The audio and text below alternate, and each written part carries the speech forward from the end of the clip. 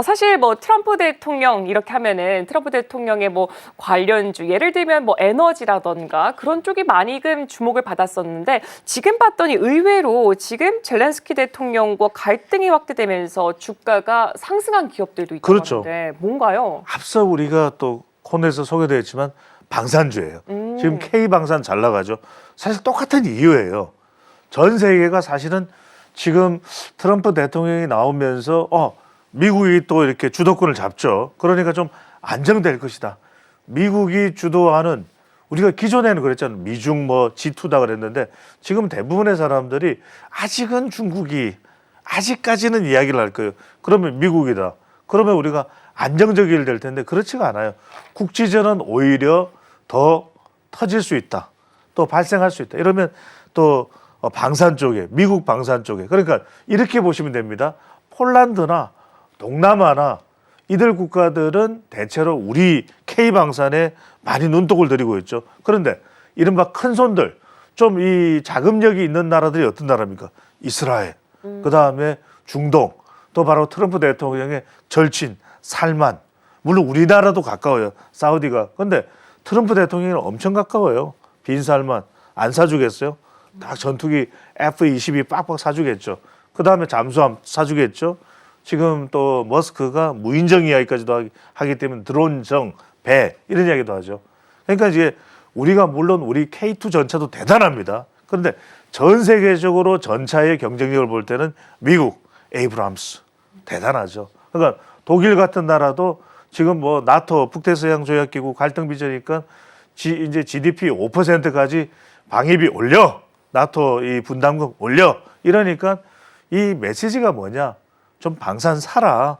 미국 무기 좀 사가라. 또 그리고 이 부분에 대해서는 트럼프 대통령이 이 군수 이쪽에 대해서는 또 관심이 많아요. 그래서 이쪽으로 상당히 뭐 사학 개미가 됐던 여러분들이 이 미국의 방산업체에 납품하는 우리 기업들도 있습니다. K 방산 부품업체들이 있어요.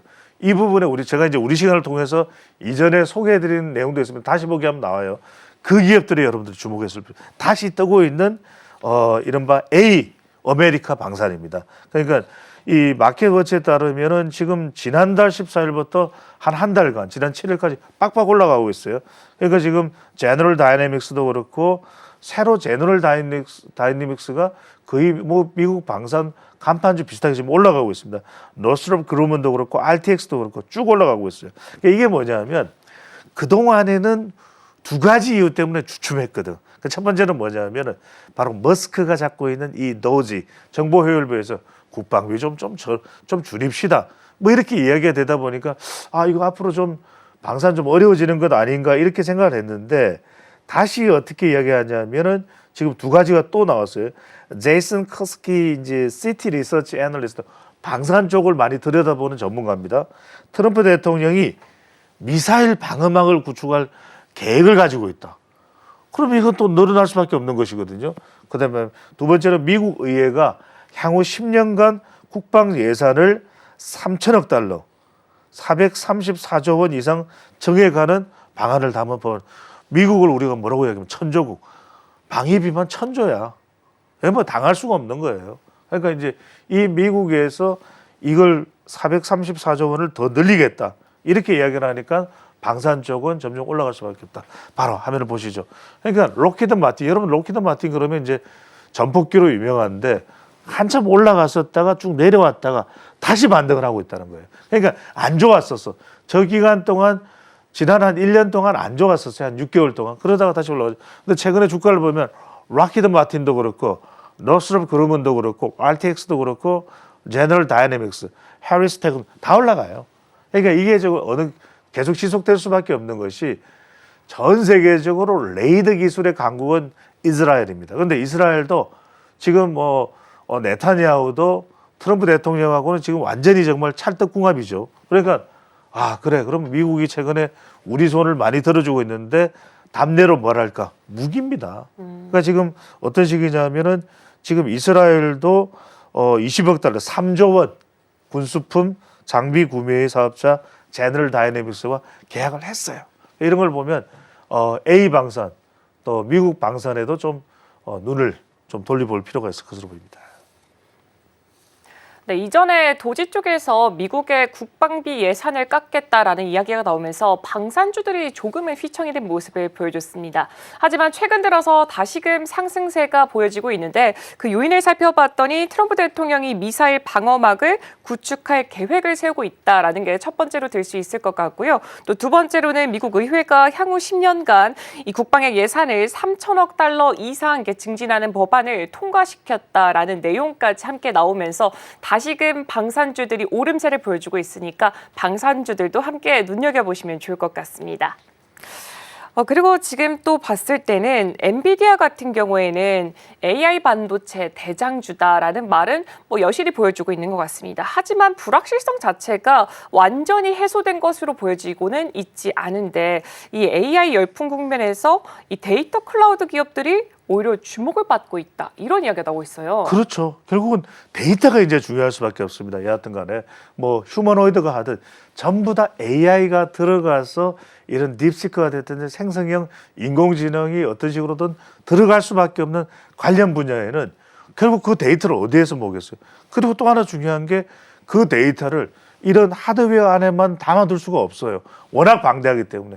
그것을 클라우드 형태로 담아서 사업 영역으로 지원이 가능해지는 기업 어디냐? 바로 우리가 주목하는 것이 데이터 클라우드 플랫폼 기업인 스노우플레이크입니다. 바로.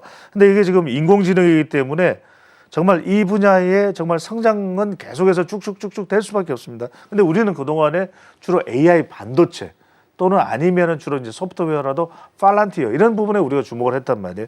근데 지금 보시면은 이 스노우플레이크는 다양한 이 데이터를 저장할 수 있는 그러면 AI 그 분야에서는 데이터가 또 필요로 하고 그것을 통해서 이제 분석하고 딥러닝이 이루어지죠. 또는 다시 계속해서 생성되는 그런 데이터들을 어디에다 저장할 것인가. 바로 이게 데이터 클라우드 플랫폼입니다. 중요한 것이 이 호환성. 그러니까 11,000여 개 기업과 지금 이미 사업 비즈니스 영역이 확대되어 있다는 것은 우리가 이런만 되면 되는 그런 AI 어느 것하고도 다 호환이 된다는 거예요. 그만큼 유연한 범용성이 있다는 거.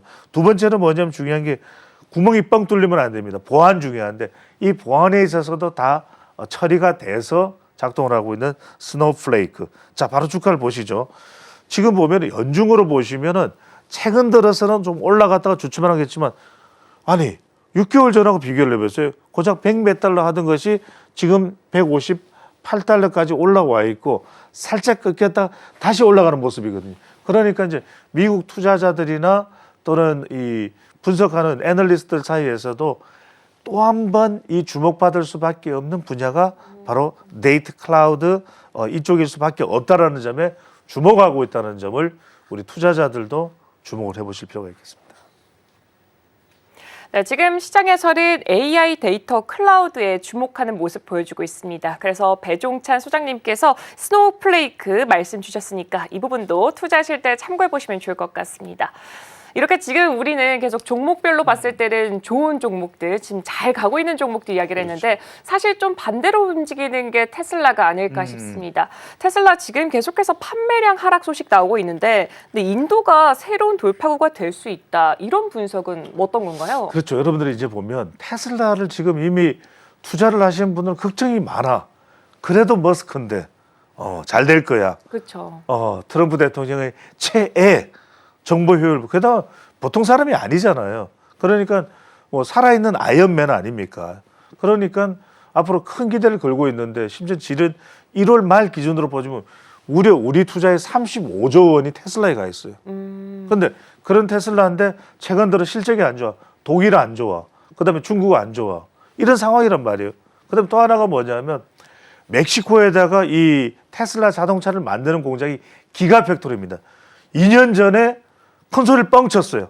멕시코에 지을 거예요. 제가요. 기가팩토리예요. 그랬는데 강간무소식이야. 근데 지금 어떤 상황이 벌어지고 있습니까? 트럼프 대통령이 멕시코 관세 매길 거야. 더 난감해지는 거예요. 이런 때 트럼프의 돌파구가 될 수 있는 나라 어디입니까?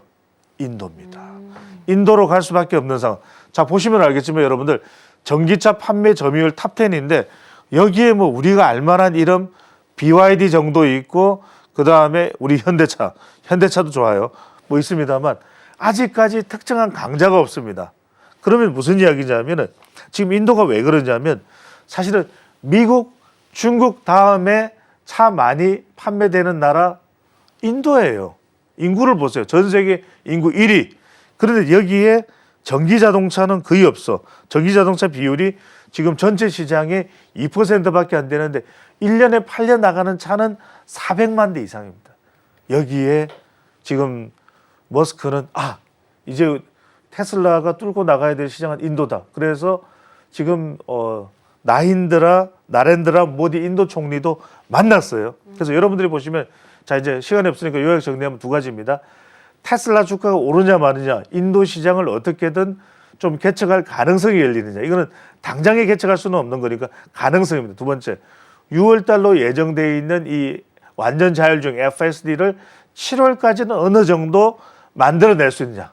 이 두 가지 조건에 주목해 볼 필요가 있겠습니다.